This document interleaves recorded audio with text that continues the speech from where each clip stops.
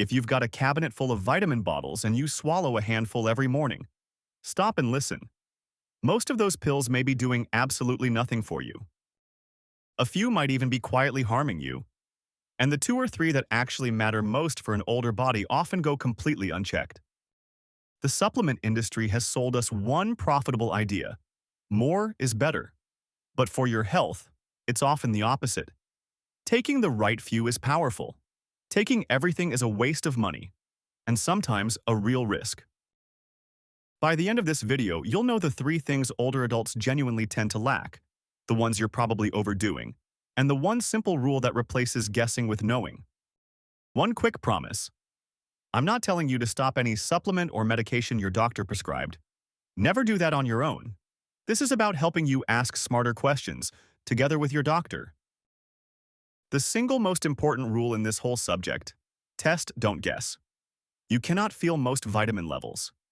You can't tell just by how you feel whether you're low in vitamin D or have too much iron. So when you take a supplement, you're guessing in the dark. A simple blood test, ordered by your doctor, tells you the truth in a way no advertisement ever will. Find your real gaps first. Then fill those, and only those. Now, the three that most often turn up low in older adults. First, vitamin B12. This one is sneaky because a deficiency can look exactly like ordinary aging. To absorb B12 from food, you need stomach acid. And as we age, stomach acid naturally declines. Two very common things make it worse: the diabetes medication, metformin, and acid-reducing heartburn pills. People who eat little or no meat are at higher risk too. Low B12 can cause fatigue, memory fog, low mood, numbness, or tingling in your hands and feet, even balance problems.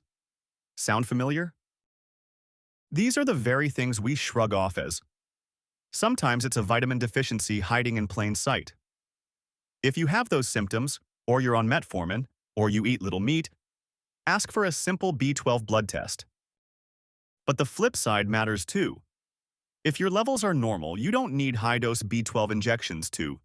That's one of the most common ways older adults waste money on something they don't need. Second, vitamin D. Probably the most common deficiency of all in older adults. We make it from sunlight on our skin, but as we age, our skin makes far less of it, and many of us get less sun than we used to. Vitamin D matters enormously.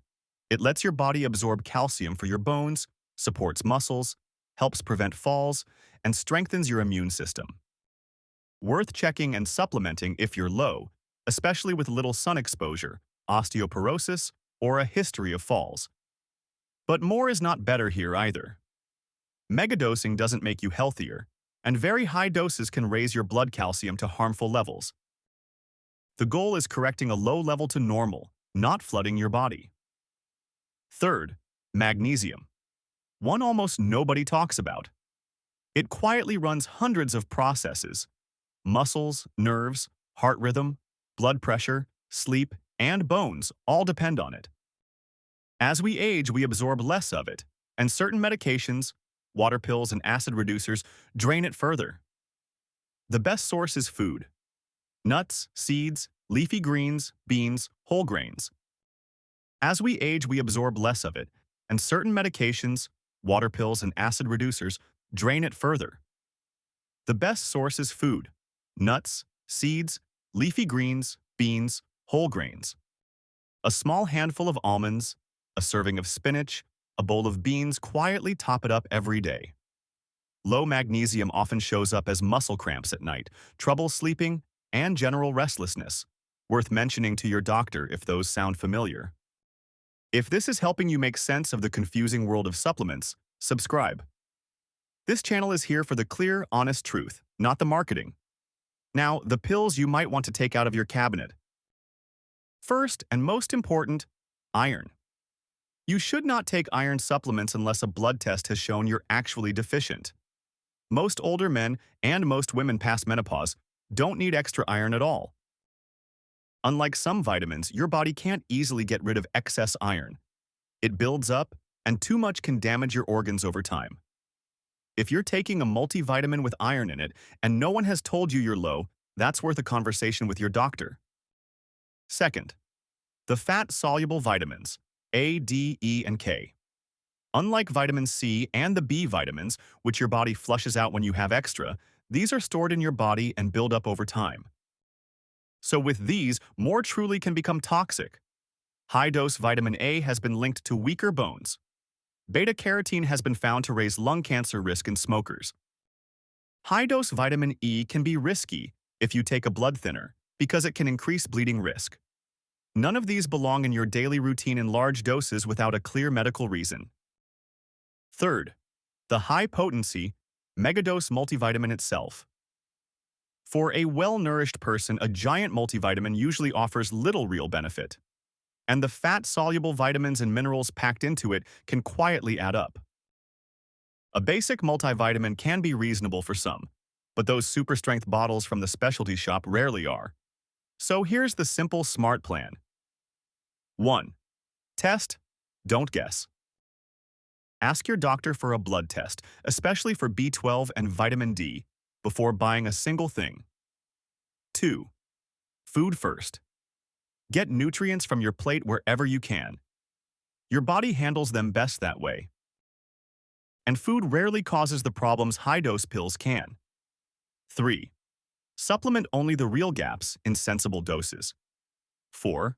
My favorite tip, do a put every supplement and medication you take into a bag and bring the whole lot to your doctor or pharmacist.